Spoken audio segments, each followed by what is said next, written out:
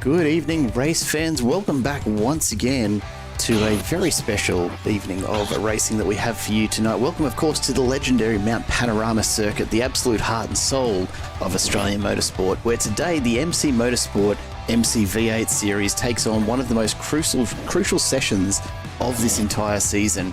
The drivers currently undergoing qualifying because we have, in just a few minutes' time, the all-important top 10 shootout as we head into the final round here at Bathurst. This mountain has made heroes, it's broken hearts, and it's written chapters of motorsport history for absolute decades. And today, of course, it is the Gen3 Supercars' turn to dance across this unforgiving asphalt.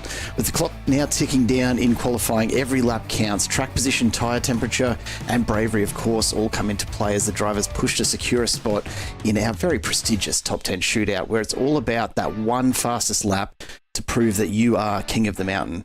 Precision through the cutting, bravery across Skyline, and commitment down Conrod Straight are all going to be tested today. One mistake could cost you everything, but of course the perfect lap could see your name at the top of the timesheets and in pole position for tomorrow night's final race of this season. So sit back, strap in, and get ready as we head into the top 10 shootout with MC Motorsport this evening, proudly brought to you as always by Simple Racing Broadcast. My name is Jared Cole, and on behalf of everyone here on the team, we'd welcome you back to another night of fantastic coverage, I am sure. And with Josh Harris on race control duties tonight, he won't be joining me in the booth. Instead, I am joined by our newest member of the Simple commentary team, Aidan Cale. Welcome to the broadcast for your first time in the booth. Thank you, Jared. So welcome to be here. It's exciting to see what's going to unfold here for the top 10 shootout. The times were kind of close, but obviously with the high temperatures and these new cars, it's definitely going to spread out the field a little bit come qualifying. Absolutely. We are going to catch just the last few minutes of qualifying before we jump into the top 10 shootout tonight. As you said, the track temperature tonight is a scorching 44 degrees, so tyres will be at an absolute premium in those pit garages. But we will, of course, take a look at where they line up as we head into the top 10 shootout. Now, some of the listeners, some of the viewers at home may recognise the name Aidan Cale. We've seen you racing in this series, obviously, a little earlier on this season. It's been an interesting one, hasn't it? The back and forth between some of these contestants, our drivers this evening. There's been a lot of movement within the championship rankings this season, but at this tail end of the season, it all comes down to this final race, and it's all still to play for. Let's take a quick look as we catch just the last bit of qualifying before we do go down to the track and see how it's all going. The championship standings in the gold split right now. It's still a fishy motorsport show in the front three, and David Coleman out in front by just over 20 points. I've got to say, Aidan, it looks really tough to beat him at this point, doesn't it? Yeah, it's been very close throughout the whole championship, and Dave has won the last 4 out of 5 races, so he's definitely on a really good run coming into Bathurst, and his consistency throughout the year has absolutely shown with the amount of race wins he's got. Yeah, he's on an absolute fly, and he's really kind of snuck through the championship standings. It wasn't so long ago that we were seeing him back in sort of 4th or 5th and just hovering just off the tail end of this championship. But he's led the way, as you said, for the last 4 of 5. Ty Delaney, though, still in it, not far behind. And, of course, Bathurst 400. Anything can happen over that sort of race distance. 20 points is, look, it's a lot in this championship. But it's not impossible to overcome. And of course, Jamie Dyke, sitting in 3rd at the moment, will be looking to snatch away that silver position from Ty Delaney. The 3 teammates always battle hard, and let's hope it doesn't all come to tears over the 400 Ks of racing tomorrow night. As we take a look at the silver split standings, and this is even closer again. Hayden Cupid holding on to the top step by a mere 10 points. Scott Stevens will be doing everything he can here at Bathurst across these couple of days of racing to take that spot away at the dying end of the season. There's everything to play for. Jake Rebellion's had some cracker races, but again, 30 points. It's a huge margin to make up. I don't think that Jake's in it at this point, Aidan. He is still in it as well. With double points on offer here for the Bathurst 400 tomorrow night, there is everything to play for.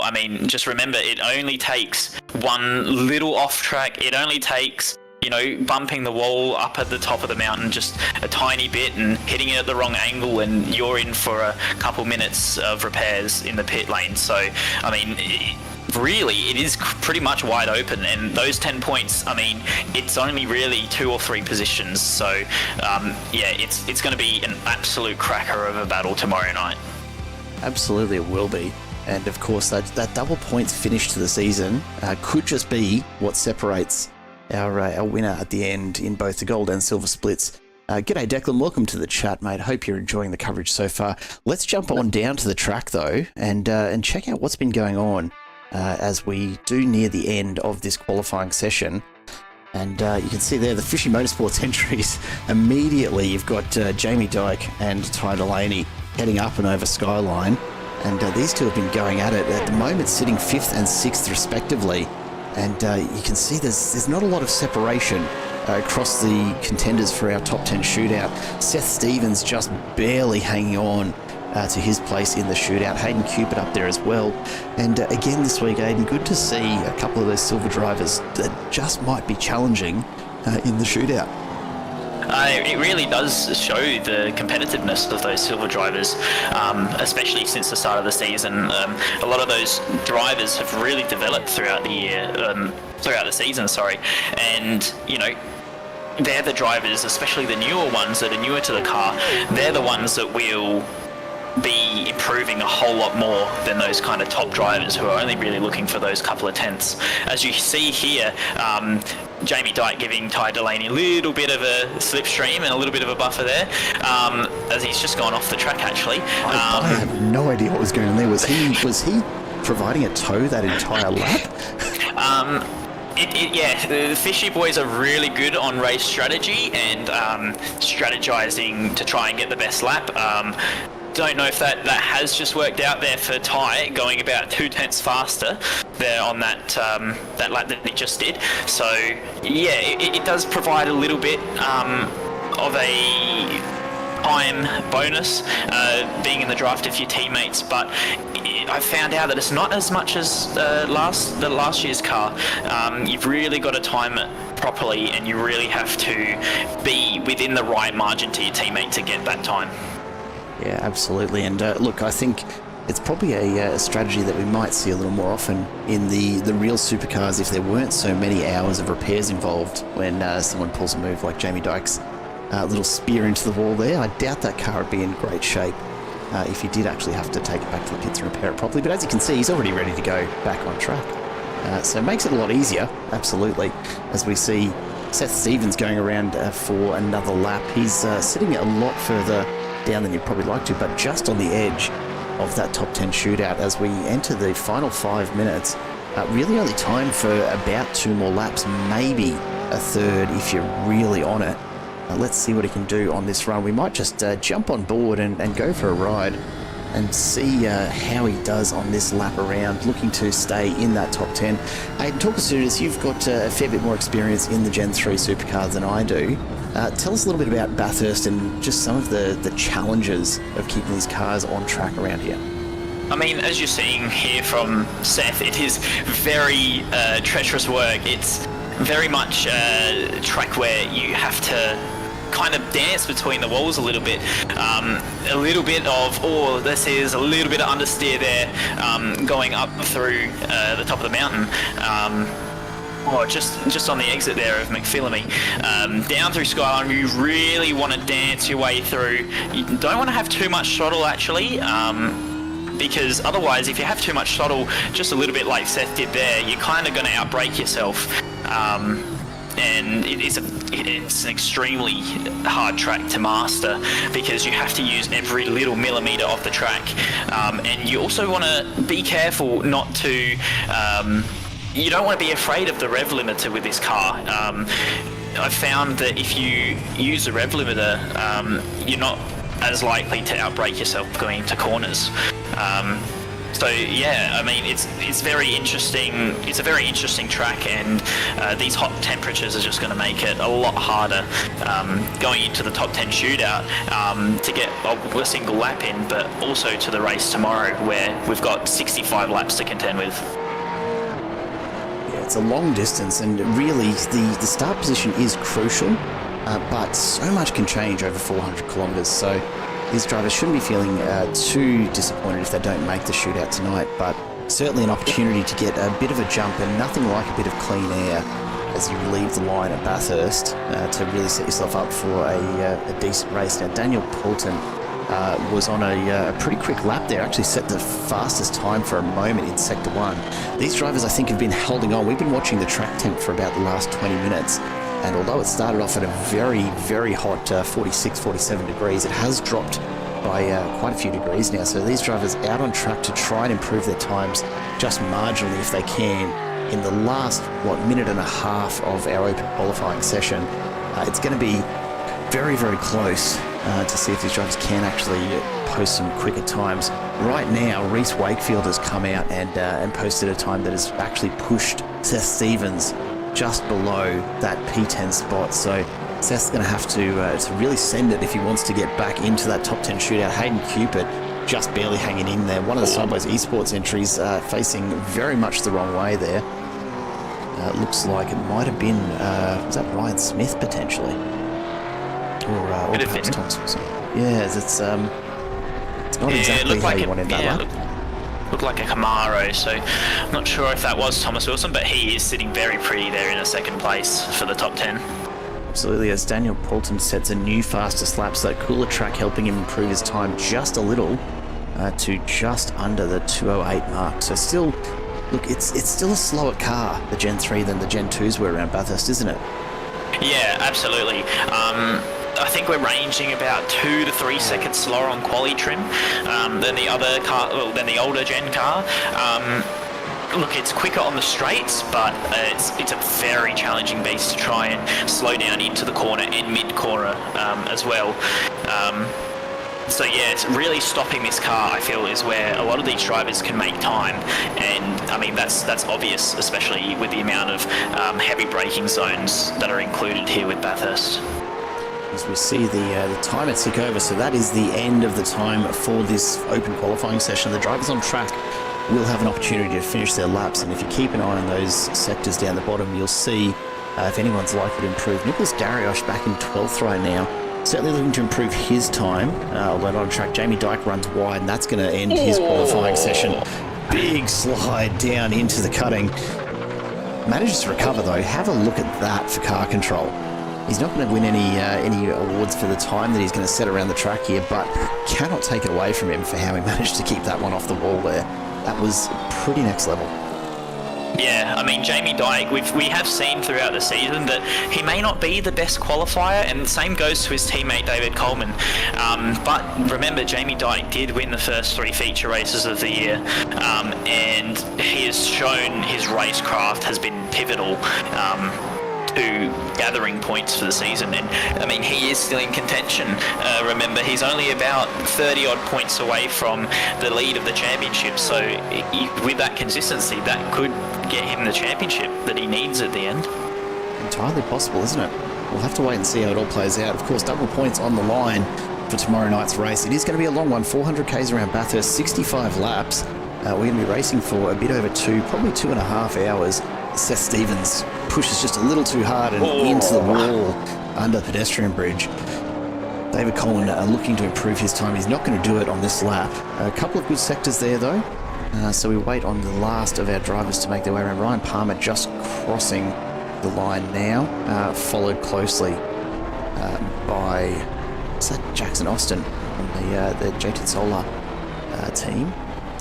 And Aaron Gilbert and Henry King, the last 2 drivers on track, look unlikely to improve their times at this point. So we will just wait now for the last of the times to be recorded by our race control, and we will take a look at how these guys are going to line up as we go into the top 10 shootout. And now we'll be just a couple of minutes before we can jump into that session. It is a separate session to this one, so you will have to excuse us for a moment while we switch it across. But good to see a few people here to check it out this evening. We'll take a quick look at the results as they become available. Just a couple of drivers yet to leave the track on their last run. Henry King just making his way around now. just about to finish his last lap before we get the results from race control. Hayden, seeing the times that you've had there, what do you think we're in for come race day tomorrow? Is it going to be just a case of managing tyres to make it to the end, or is there a possibility that these guys can actually push hard for the whole 400 Ks? Managing tyres is going to be an absolutely crucial thing for every driver to do, especially in this car. On the older gen car dropped off quite a bit and then kind of stagnated a little bit with the tyre, but this new car it kind of drops off very consistently, so strategy will also be will also have a big part to play in the race tomorrow, I reckon. Well, there you go. So the top 10, the order they will be running in our top 10 shootout in just a couple of moments' time. Hayden Cooper will lead it out. Then Reese Wakefield, Jackson Austin, Jamie Dyke, Ryan Smith, Ty Delaney, Damon McDonald, Thomas Wilson, David Coleman, your current championship leader, will be second to last on track, and Daniel Poulton will be the last to run a time here at Bathurst. Stick with us. We're going to just go back to our holding screen while we do load into the top 10 shootout session, but we will be back with you in just a moment.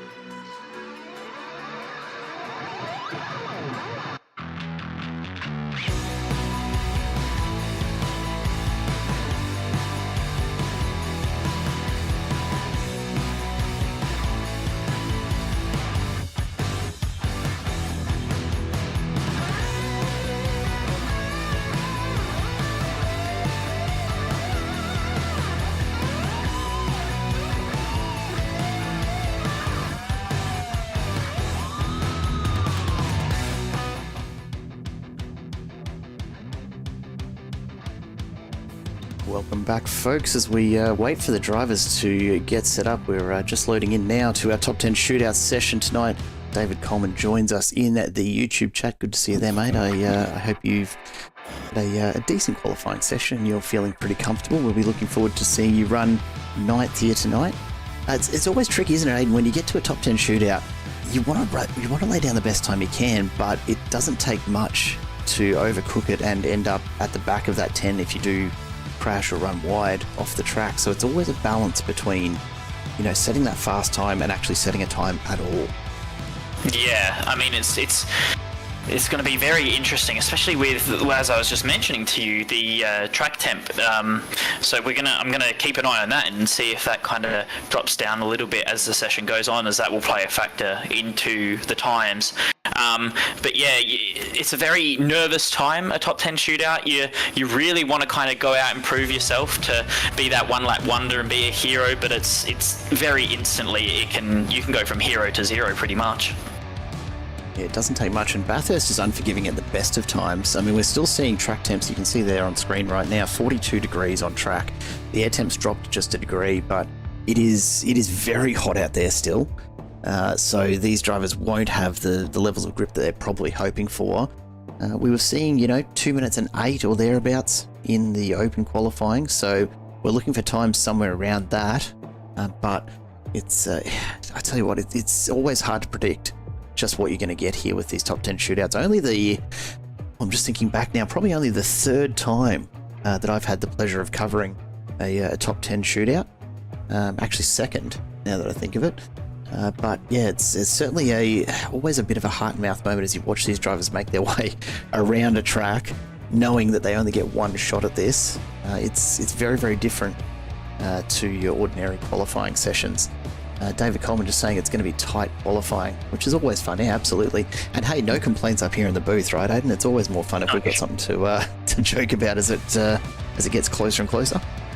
Absolutely. I mean, that's really going to the tight times is what make these top shootouts really exciting, and that's what we want to see. That's what we want to bring you guys watching the race as well. And yeah, it's a really awesome format. I've been lucky enough to compete in one myself, so it'll be very interesting to see how these drivers go. And as I've just seen here, with the track temp is dropping just a tiny bit, so yeah, we'll see how it goes. Just waiting now, of course, on race control, getting everything set up and sorted out for the drivers to get underway. Hayden Cupid, as we said, will be the first on track this evening. It's a long out lap, and I tell you what, it does give you, as a driver, it gives you a lot of time to think about what's ahead of you, doesn't it? And perhaps maybe even a little bit too much time to think about what's to come. Yeah, well, we've talked about mistakes on the lap, but we haven't even covered mistakes on the outlap yet. Because of it being such a long outlap and needing to get the tyre up to temperature, there is a chance of mistakes on that outlap. A little lock up here or a little bit of oversteer there will raise the tyre temps, and that could just be enough to ruin your lap pretty much. So as Hayden's doing here, he's doing a very nice and composed job of his outlap, and as long as you are kind of taking it a little bit more easy but still pushing those tyres to get up to temperature, I think you'll be absolutely fine. But making a mistake on the outlap is absolutely detrimental to your top 10 shootout. Absolutely it is, and of course you can see the line that Hayden's taking in nowhere near as hard as you'd be pushing in a proper quali lap, so keeping it very, very safe. Even so, this section as you come off Skyline, honestly, got to be one of the most dangerous parts of any racetrack anywhere in the world, I think, as you come down through into the cutting. It's just, or into the dipper rather, it's just awful, honestly. I've thrown myself through it in the supercar a few times, and I never get used to just how light the car feels as you get through there. It really unweights everything, and you feel like you've almost got no control at all.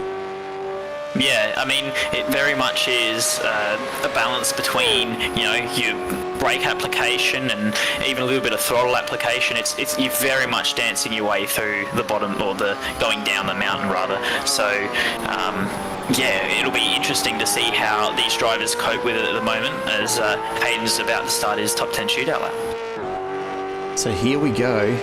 This will be the first of our top 10 shootout drivers. Hayden Cupid, the only silver driver to make the top 10 shootout. He is off on his first and only lap here. Let's see what he's got as we come, of course, into Hell Corner. And this really sets up your entire lap. If you get the exit out of this wrong, you lose so much speed by the end of Mountain Straight that it can actually cost you a huge amount of time over the course of a lap.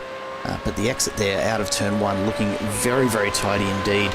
Makes his way up towards Mount Panorama. He can see it in the distance at this point, and right now he needs to focus though, because Griffin's Bend, again, a very, very difficult corner to really nail consistently. Those pedigree branded walls always beckoning to just come and leave a little bit of paint behind, as Cupid does his little disappearing act there, but gets back into it. Let's see how he's running so far as he makes his way up, just completing the first sector there, 22.889.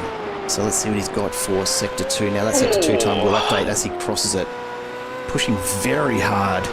Got to be very careful not to contact the walls. And of course that is difficult as you come through the first part there of Reed Park. And we come up and over Skyline, down through the S's and into the Dipper. And 25.428 look not awful, but he's got to really put the foot down from here. Slight lock up to get the car turned through the Dipper, and not unusual to see that. Down into Forest Elbow, this is critical. If you don't get the exit here, you will lose top speed. Very nice. As he makes his way down Conrod Straight, that was very, very tidy, and it needed to be, because he's going to have to make some serious time here as they come towards 300 k's an hour. As they make their way down, we'll see the top speed, 265, 266, up over 270, a slight blip to 300 as the rear wheels get off the ground, up to about 280 k an hour. Down into the chase, hard on the brakes, and again needing to really nail that exit to set yourself up for the run down to the final turn, Murray's Corner. Let's see what Cupid can do here. Remember, we were looking for times around 2 minutes and 8, but of course you expect him to be a little bit slower. Very solid lap. 209.2. Look, you can't argue with that, can you? That's a pretty reasonable lap, all things considered. Yeah, I mean, he was very sturdy going through most of the top of the mountain. There were a couple things where, he was a little bit squirrely, but that is a very solid lap to start us off. And for him being in the only car in silver in the top 10 is got to be a good feeling too. Absolutely. Even if you finish 10th, to be up there amongst the gold split, it's got to feel good. Absolutely. And we've got Reese Wakefield now is starting his lap, heading into Hell Corner. Though he's a little bit wide there in the mid part of the corner, but a very solid exit. The hard part with Hayden was that he was the benchmark. Reese now has a time to kind of go and beat, and we're going to be out of the seat now, but if he can actually do that. But at the moment, as a driver, you're really just trying to get all those extra thoughts out of your head right now. Really just trying to focus on hitting your marks, getting your turn in, and doing something that you've done hundreds of times, especially for most of these guys around Bathurst. The more experienced guys have done this thousands of times. The start of his lap's been very composed though. Look at that, 2/10 off Cupid's time. That is massive. A little contact to the wall. You've got to hope that hasn't counted to shutting down his lap there, because he did just throw some paint sparks off there. Rick Vigard joins in the chat. Fancy seeing you here, Rick. Good to have you along, my friend. Let's see what he's got to come through. A little bit slower through that sector, which is not surprising, given that little bit of contact. He's had to just compose himself a bit. Very, very tidy, not a puff of smoke to be seen there from Wakefield. And again, goes faster through Sector 4 there.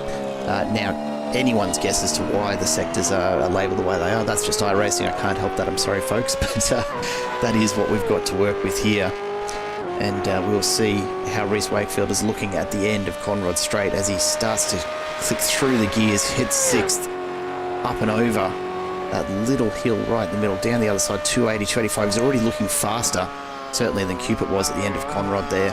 Hard under brakes, cuts another almost 2/10 out of Cupid's time. Let's see how it looks as he comes across the line here. Just the one corner to go into Murray's. Looking pretty tidy. Again, these guys not wanting to push too hard, but certainly using all of the track still. And Wakefield crosses the line. Whoa. Oh, actually lost a bit of time there. So 10th slower than Hayden Cupid. Cupid's got to feel good about that, right? Oh, Absolutely, yeah. I mean, to be the only silver, as I've mentioned before, to be the only silver in the top 10 shootout would give you a confidence boost going in tomorrow. But to have that separation between the next cars, especially with Hayden in the lead of the championship in silver at the moment, don't forget, that it has got to be an incredible feeling. Jackson again starting his lap now.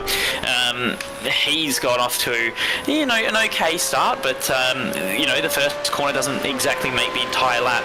But if you do kind of get that entry and mid corner a little bit wrong, it compromises you down the entirety of the second straight leading up into Griffin's Bend.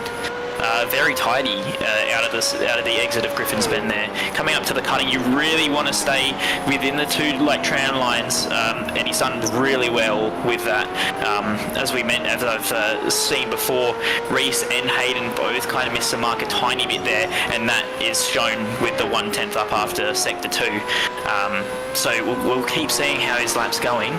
He's very composed. He got a little bit of curb there. And you want to get a little bit of curve there, but not too much, or that'll spit you into the wall on the outside. Worth noting that just taking a look at apologies that we can't bring it to you in our on-screen telemetry, but was actually, looks like Jackson was perhaps just a little slower through Sector 1, so we'll have to keep an eye on that. But all in all, he's matching Cupid's time and probably slightly ahead at this point as he comes down Conrad Straight. Beautiful exit out of Forest Elbow. Let's see what sort of top speed he does hit as he comes down Conrod. We're looking for anything over 280 here. Will give us a pretty good indication of just how good his exit was. Actually a fair bit side of the point. Only a couple of K an hour in it at the end, but he's eased off a little bit there. So this is going to be very, very close, and I'm sure Hayden watching this to see just what he might be up against. But right now he's going to be starting 9th. Could it potentially be 8th as Jackson Austin crosses the line? Oh, he's got a little bit of curb there on the final corner. You want to usually trying to avoid that curb. Let's see where he's placed. Oh, I think he might have got an invalidation there. So, looking down from Skyline, he did get quite a bit of curb there, as I've noticed, and I think that might have actually got him a cut track, which will invalidate your time. Absolutely right. So unfortunately for Jackson Austin, he'll be starting in 10th. Hayden Cupid goes one step closer to the front. Jamie Dyke, we know he's quick, has been every time he steps onto any track that we've raced so far this season. Let's see what he's got here as he makes his way onto his hot lap of Mount Panorama. And immediately, Dyke looking to set some pace here. A much better exit there. Out of turn 1 than I've seen most of the drivers do tonight. Not to take away from any of the drivers that have been doing their laps. It is a very nerve-wracking thing, a top 10 shootout, so missing the first corner of the lap is not too uncommon. But he's had a very good start to the lap, and yeah, we'll see how he goes. He's not, as I've said before, he's not usually the top qualifier, but I mean, perfect. Look at that. He's half a 10th up. Oh, a little bit wide there to the Fujitsu wall. But yeah, I mean, he's very good with his racecraft. He's a very good racer and keeps his tyres underneath him, which is crucial for a long event like tomorrow. Just a little bit of a tap of the brakes as he came onto Skyline there. I do wonder if that's going to cost him. It has almost a 10th slower through that sector. Just pushing a little too hard, and it's cost him that little bit of time. Right now, bang on. Cupid's actually set a cracking lap. It's worth pointing out so far that of all of the laps we've seen, Dyke a perfect exit out of Forest Elbow. Cupid actually set still holds the fastest sectors in Sector 1, Sector 3, and Sector 6. So he's set a very, very good time indeed. Jamie Dyke's going to have to really step it up here if he wants to take that number 1 spot away from Hayden Cupid. And he has a full 10th and then some. Oh. Very, very quick, and you'd expect no less from Jamie, would you? Oh, no, absolutely not. He's a really good competitor, really nice bloke to talk to, and very down to earth. And I mean, you know, when you're really down to earth and respectful driver, people will respect you back on the racetrack. Oh, let's see. That was a very good exit out of the final corner. He's a little bit down actually, so I think just 5 thousandths of a second. Oh my 5 gosh. thousandths off. Hayden Cupid now will be starting up in 6th place. Every single car that goes slower than him, Hayden will just be feeling better and better. Now we've got one of Hayden's teammates, Ryan, ready to set a lap. He's actually in the gold split, so it'll be interesting to see if Hayden can retain his pole position for now. It looked like his last sector for Hayden was really competitive, as both Reese and Jamie were probably up by the end of by the start of that final sector, and yet Hayden has eclipsed them to the end.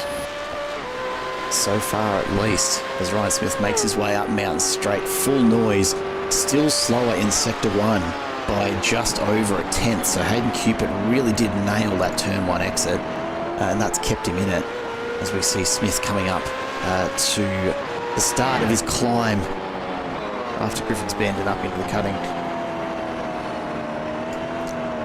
Or big wheel on the way up, that's going to cost him some time. Rick Vigor asking, is this an open setup? No, it is a fixed setup for these drivers, so all very, very evenly matched, which means it is all down to the driver. Oh, it could be off the mark. Hang on, open or fixed setup? Why do I not know this, Hayden? It's absolutely an open setup. What am I talking because about? I remember running a fixed setup in one of the races and was drowning quite severely. He's taken a lot of curb there, Ryan, as well, and he's missed his mark. He's missed his mark there. He's managed to kind of, gather it back up going into the dipper. You're kind of flirting with death a little bit here at Forest Elbow, as the wall kind of sticks out to the second part of the corner, and if you just misjudge it the littlest bit, you're going to hit that wall and you're going straight into the outside barrier, as that will instantly destroy your steering. So it looks like Kieran might be breathing a sigh of relief at this point, unless Ryan Smith can make up a huge amount of time in these last couple of sectors. It's not looking likely at this stage. Cupid set an absolute cracker of a first time. I was really concerned that 209 wasn't going to be enough, but at the moment, he's absolutely set himself up beautifully for the start of tomorrow's race. Jamie Dyke asking who has a setup for Bathurst. Obviously, having completed his run, it's time to check out the competition. Down again on the final sector. Wow. Yeah, that's certainly cost him. Ryan Smith, not the time he would have hoped for, I'm sure. But at least he's made it into the 10, and he got a lap done without any dramas, and that's really what you want to do. Here's Ty Delaney coming, the young gun, starting his lap now. It's such a good lap there by Hayden. He's getting, as I said before, the more and more cars that qualify behind him, the more cars he will have to Seth Stevens, who's placed himself in second for silver, and that will just continue to solidify his place in the championship. And I mean, it's pretty much Hayden Cupid's race to lose tomorrow in silver. It does look that way at this stage, as we see Delaney making his way up Mountain Straight. Just a bit of intel in the YouTube chat tonight. David Coleman confirming that with the contest so strong at the front of the field between the Fishy boys, they are not sharing their setups tonight. So it will be very interesting to see the difference between the three Fishies entries. Ordinarily they'd be very closely matched, but I wonder if David Coleman's got something a little bit special dialed into his. Ty Delaney though pushing hard. Let's take a look at the sector times. So far, very nice, keeping up, but still hasn't managed to take Sector 1 away from Hayden Cupid, would you believe? Still 7/100ths slower through Sector 1 and 7,000ths slower through Sector 3 now as we head on down. Hayden Cupid talking commentator's curse. I don't know about that, mate. You've done bloody well so far. As we see Ty Delaney picks up some extra time on the way back down the mountain, out of Forest Elbow. Can he get the drive down onto Conrad Straight? Very, very composed, very settled. And here he is, foot flat to the floor. Look, at this stage, Hayden's got to be, he's got to be pretty happy. He's going to be a bit of a flash of the lights from Ty as he makes his way down the straight, just enjoying himself, I think. Hayden at this point will be starting at least in 6th. But, look at that, bang on. Dead even. And if nothing else, Hayden Cupid should be looking at that and patting himself on the back, because for Ty Delaney to be bang on with you down that straight says something about that lap that you've set as the first one out on track. Let's see what Delaney's got as he comes across the line. This is going to be very close. composed. Oh, he's got him. Smashed it. Yeah. Absolutely. It didn't look that fast, but this is the thing, right? Fast laps rarely do. It looks slow when you've got someone who's going genuinely quick. And almost 3/10 faster, finally, someone manages to take that away from Hayden Cupid. And yeah, look, you might be right, Hayden. It might be a commentator's curse, that one. But I tell you what, it's been a good run, and to see a silver split driver right up there with some of the fastest names we've seen all season, really just lends to the strength of the field overall. Yeah, absolutely. I mean, I would go out and say that this strength of field is actually stronger than what Gentleman's GSRC their series is, and they've got some pretty big hitters in there as well, alongside a Pro Series driver at the moment. So yeah, the strength of field and how tight the field is this season is just a testament to how MC Motorsport has been growing, and just the names that they've really got. And I mean, this is a testament to the league. It's a testament to their race control and how they go about things with their community aspect, and how everyone kind of bands together and also manages to have a really fun time. Absolutely. Dane McDonald, a little off the pace there. You can see through Sector 1 was certainly quite a bit slower than Ty Delaney, and through Sector 2 lost quite a bit of time. Sector 3 has managed to stay in touch there, I suspect, let's have a look, and we might just put him up against, let's say, Hayden Cupid's times here. So even up against Hayden Cupid, he's going to be really having to move it along if he wants to take spot 2. So let's see what McDonald's got. Not going to lie, I'm rather enjoying this top 10 shootout as an opportunity for us to play around with our telemetry, Aiden. It's a bit of fun, isn't it? Yeah, absolutely. And I mean, it gives a bit of some action and a precursor for tomorrow, and gets everyone a little bit hyped up for it. Damon not as quick in Sector 5 to Hayden, but at the moment you'll just be trying to cut your losses and limit how much time you are giving up. Normally a fast lap around here in a supercar is limiting as much wheel spin as you can, and just trying to be as smooth and concise as possible, really. Through the final corner, there's very composed, but like a bunch of people today. Kay puts himself in 5th, not too far off of Reese, but gets himself in front of Ryan, which is, an extra position for tomorrow. Absolutely, and every spot is going to count. 400Ks, it's a long way to cover, but as we've said, anything can happen. It's Bathurst, after all. It's what we've come to expect from this track.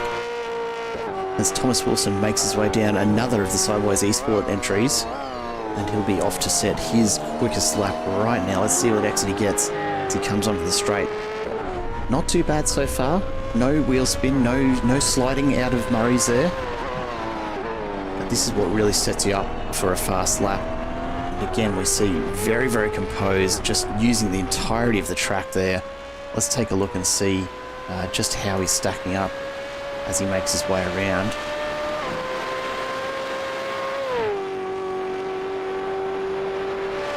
I mean, the Griffins, a little bit sideways entering the corner. That's going to compromise him for his exit.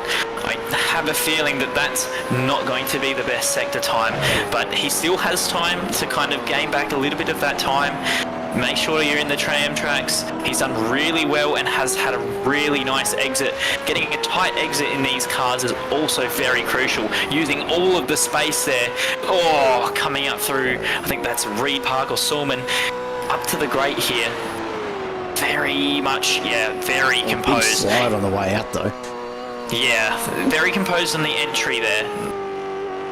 Really want to try and avoid that curve there up through McPhillamy.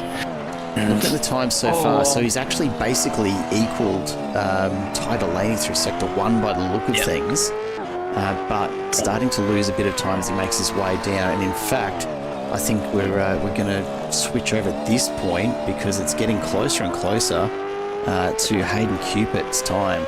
And at this point, Cupid might be holding on to that second spot for a little longer. Wilson very quick through sector 4. Let's see how he looks as he comes down Conrod though.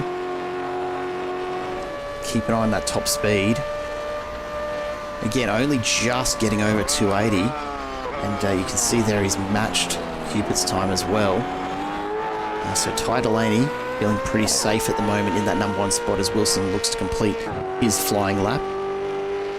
Just a couple drivers left to go. Cupitt's probably going to be feeling very, very nervous right now. Big bump over that curb. That may cost him a little time on exit. Manages to tie it up again, but the best he can manage there is 4th, which is, look, nothing to sneeze at. It's still a quick lap, but it's not going to be enough to put him up on the front row tomorrow night. And here we go. David Coleman coming down Conrod.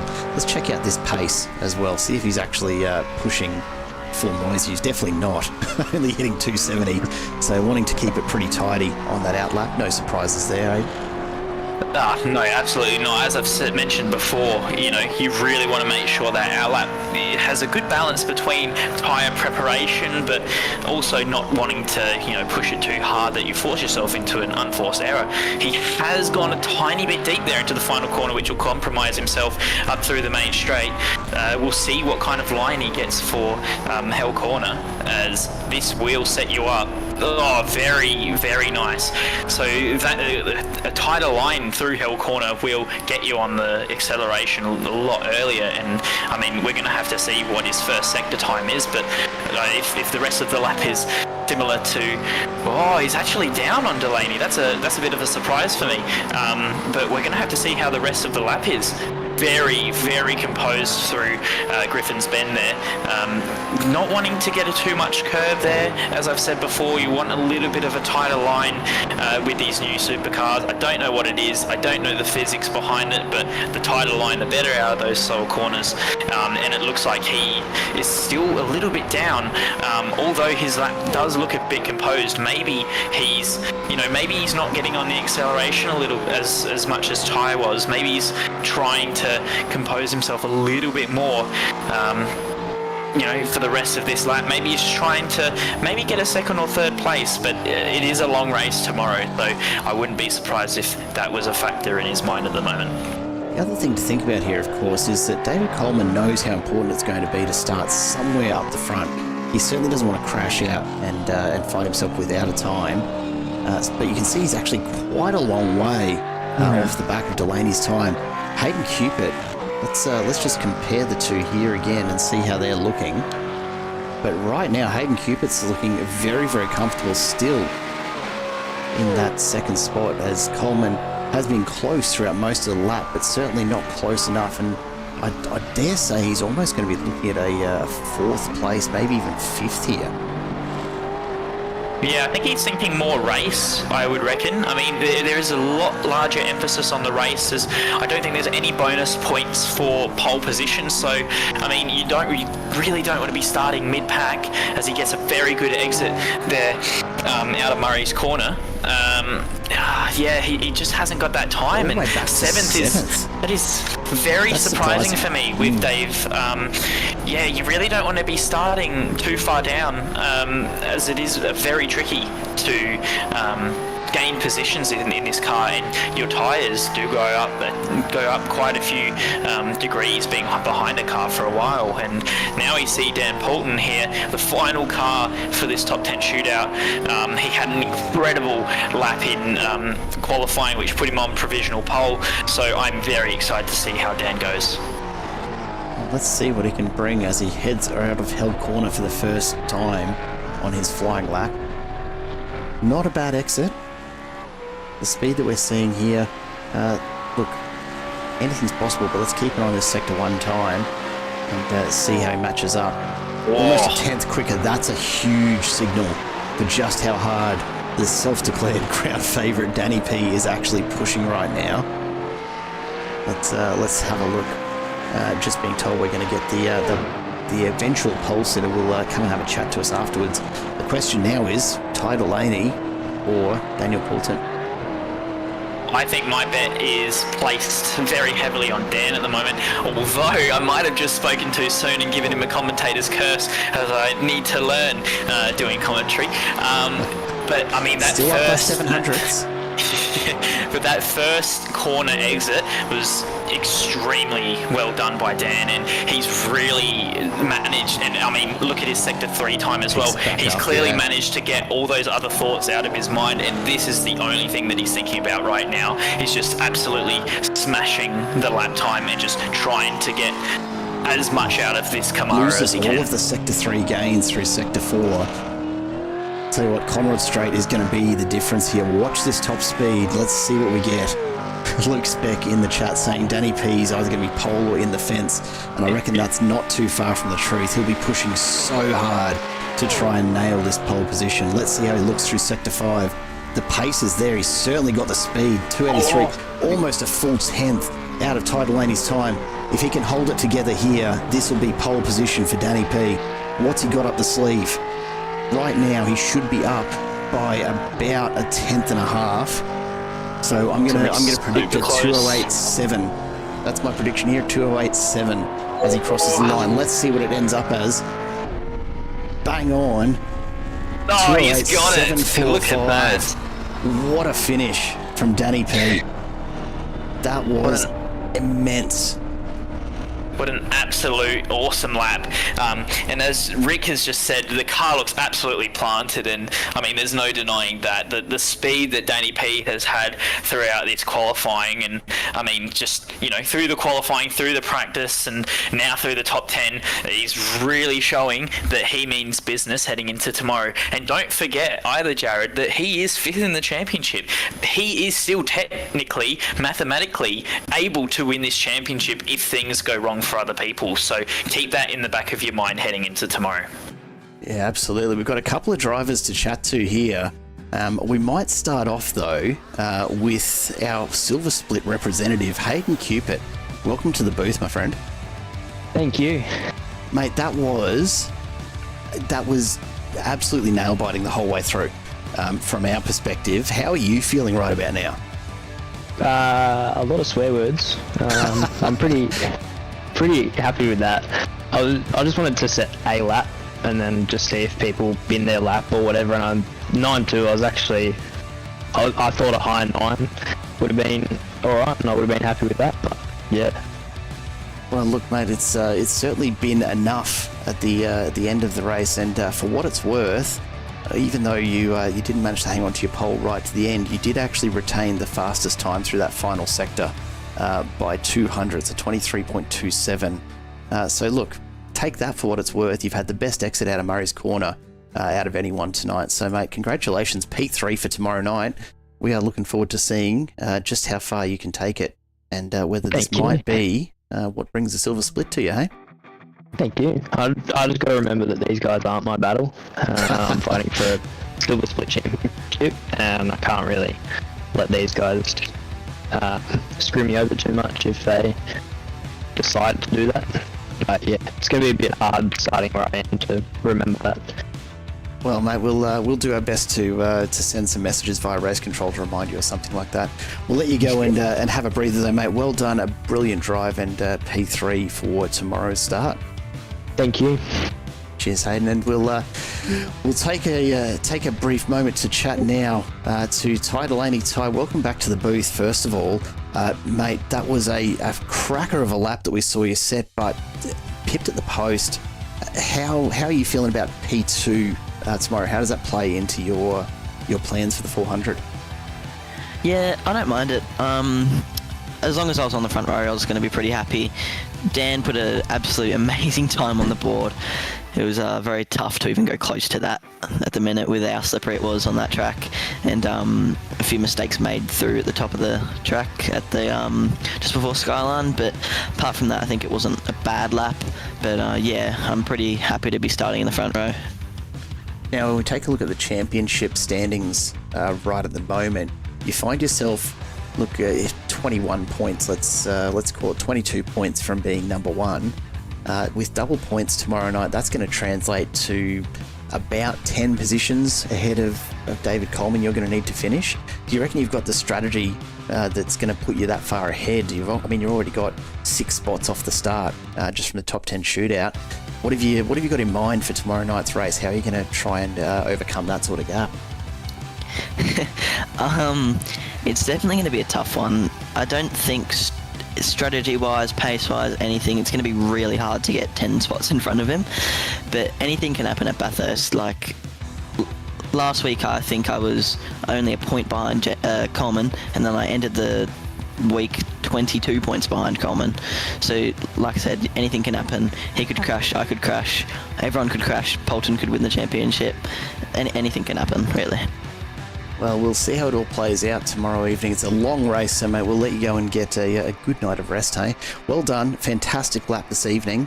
And here's to a whole lot more of them in tomorrow night's race. Yeah, cheers, boys. Have a good night. You too. And last but not least, the self-proclaimed crowd favourite, Daniel Poulton. Welcome to the booth, mate. Hello. Good to have you back here, first of all. Yeah, It's been a little while between drinks, you know? Yeah, it has. That was an absolutely flying lap that you've put in there.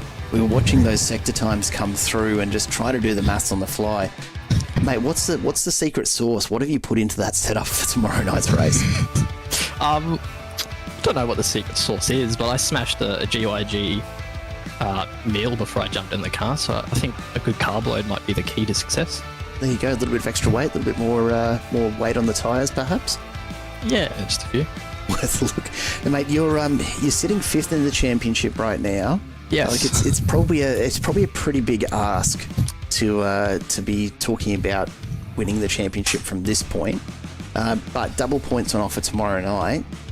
From the front, look, I don't know how on earth you're going to do it, but Aaron Gilbert's only about 30 odd points away. Yeah. What's the plan? What's the strategy for tomorrow night? Are you allowed to give us any of that, or have the team told you to keep it under wraps a bit? I haven't come up with the strategy yet, because I've practiced doing laps and stuff. But I think it's 6 points a position. Give or take, so yeah. I think if hypothetically, if I do well, come the top three, and if there's a couple cars between me and Aaron or even Jamie, I think it could be quite close. But I think if I can get the thing off the line, that'll be good. Well, we'll do our best to keep an eye on these standings throughout tomorrow night, because of course we've got a solid 400 k's of racing ahead of us. Congratulations on Thank you. Absolutely outstanding showing this evening. Not only fastest in open qualifying, but fastest in the shootout where it really does count. You'll be starting on pole tomorrow evening. Go practice your race starts, mate, because you're going to need it. You're going to have a full pack bearing down on you into Hell Corner. Best of luck tomorrow, hey? Thank you, Jared. Thank you, Aiden. Yep, that's all good. Cheers, Danny. Well, that is it for us tonight, Aiden. A pretty full-on top 10 shootout. Your first time in the booth here for Simple Racing Broadcasts, mate. Is that what you expected from this evening? Definitely not. I would say that was a bit of an upset to what Fishy Motorsport had in place. Had hopes actually for what their qualifying result would be. I've absolutely loved joining you in the booth here this evening. Although tripping over my words quite often, it's been an unreal experience, and I'm super keen to see how tomorrow plays out. Although not in the booth tomorrow night, I will be watching, so I'm super excited to see if Dan can maybe upset the Fishy Motorsport trio we've got going on, or if Ty and David can, maybe continue some of the battling that's gone on throughout the year, or to see if Jamie as well. Then it's really not that far of a gap with the points, so anything can happen. And as Daniel just said, with 6 points between a position, it could be one position that decides this championship. It absolutely could. And that's what we've got to look forward to tomorrow night, folks. So do make sure that if you're not in this race, you are absolutely glued to YouTube, because we're going to be bringing you all of the action right here, of course, with Simple Racing Broadcasts. Aiden, it's been an absolute pleasure to have you along this evening, and appreciate your input as we've taken a look at that top 10 shootout this evening. The race, of course, kicks off tomorrow night, 8 p.m. Daylight savings time, 7 p.m. Queensland time. For those of you who, like me, are in the Sunshine State, I'll not start any state-by-state conflict right now. But do keep an eye on it. If you haven't already, make sure you do subscribe and just click the bell on that stream. It's already set up on the Simple Racing Broadcasts homepage, so do make sure you check that out. We've got 400Ks ahead of us, Aidan. It's been a pleasure. Thank you so much for dropping by, my friend.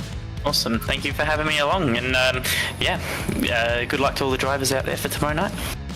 And on that note, folks, we will leave you to it. We hope you've enjoyed tonight's coverage, and we hope to see you again tomorrow evening for 400Ks of this absolute mecca of motorsport. Bathurst will bring us all of the excitement, I'm sure, tomorrow evening.